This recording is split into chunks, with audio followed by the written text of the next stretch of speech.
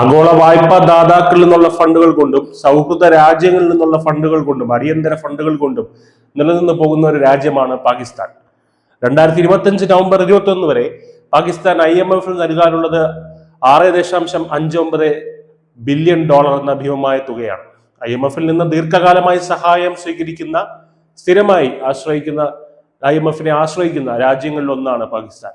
പതിറ്റാണ്ടുകളായി വാങ്ങുന്ന പണം തിരിച്ചടയ്ക്കാൻ യാതൊരു ഉദ്ദേശവുമില്ലാതെ IMF പക്കൽ നിന്ന് പണം കൈപ്പറ്റുന്ന പാകിസ്ഥാനെതിരെ രൂക്ഷ വിമർശനവുമായി ഇപ്പോൾ IMF രംഗത്ത് വന്നിരിക്കുകയാണ്. IMF പാകിസ്ഥാൻ അയച്ച 186 പേജുള്ള റിപ്പോർട്ട് ഒരു കടുത്ത മുന്നറിയിപ്പാണ് പാകിസ്ഥാൻ നൽകുന്നത്. പാകിസ്ഥാൻ സർക്കാരിന്റെ ഏറ്റവും ഉയർന്ന കേന്ദ്രങ്ങളിൽ അഴിമതി ആഴത്തിൽ വേരൂന്നിരിക്കുകയാണ്.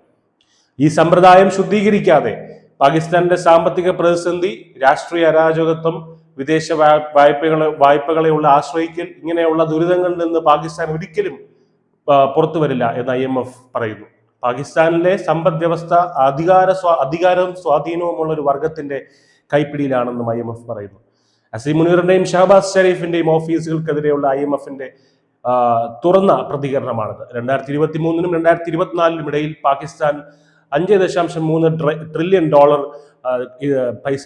ധനം തിരിച്ചു പിടിച്ചിട്ടുണ്ടെങ്കിലും ഇതൊന്നും യഥാർത്ഥ അഴിമതിയുടെ ഒരു ചെറിയ ഇത് മാത്രമാണെന്നാണ് IMF പറയുന്നത്. 2 പതിറ്റാണ്ടുകളായുള്ള ആഗോള ഭരണ സൂചികകളിൽ അഴിമതി നിയന്ത്രിക്കുന്നതിൽ ഏറ്റവും മോശം പ്രകടനം കാഴ്ചവെക്കുന്ന രാജ്യങ്ങളുടെ കൂട്ടത്തിലാണ് പാകിസ്ഥാൻ.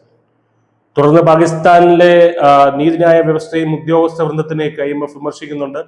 കോടതികളെയും പോലീസിനെയുമാണ് ജനങ്ങൾ ഏറ്റവും അഴിമതി നിറഞ്ഞവരായി കാണുന്നതെന്ന് സർവേകൾ കാണിക്കുന്നു. അടുത്തിടെ നടന്ന ഒരു സർവേ പ്രകാരം അഴിമതി വിരുദ്ധ സ്ഥാപനങ്ങളൊക്കെ തന്നെ രാഷ്ട്രീയ പകപോക്കലിനായി ഉപയോഗിക്കുന്നു എന്ന് അവിടുത്തെ 68% ജനങ്ങളും വിശ്വസിക്കുന്നുവെന്ന് തെളിഞ്ഞു.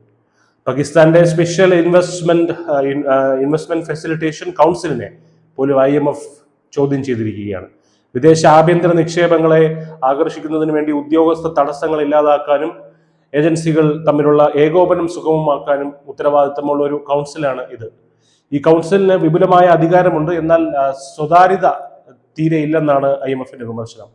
എല്ലാ നികുതി ഇളവുകളും ആനുകൂല്യങ്ങളും അംഗീകരിച്ച പദ്ധതികളും ഉൾപ്പെടുത്തിക്കൊണ്ടുള്ള ഒരു സമ്പൂർണ്ണ വാർഷിക റിപ്പോർട്ട് SIFC ഈ പറയുന്ന കൗൺസിൽ ഉടൻ തന്നെ പ്രസിദ്ധീകരിക്കണമെന്ന് IMF ആദ്യമായിട്ട് ആവശ്യപ്പെട്ടിരിക്കുകയാണ്. 2024 ഡിസംബർ വരെ $131.1 ബില്യൺ എന്ന മൊത്തം വിദേശ കടത്തിന്റെ ഭാരമാണ് ഇപ്പോൾ പാകിസ്ഥാന്റെ ചുമലിലുള്ളത്.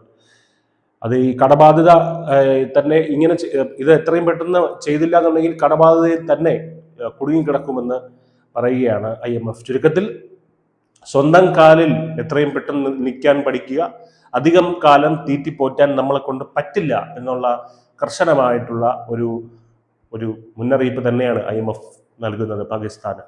ന്യൂസ് ഡെസ്ക്, ന്യൂസിന്റെ മലയാളം.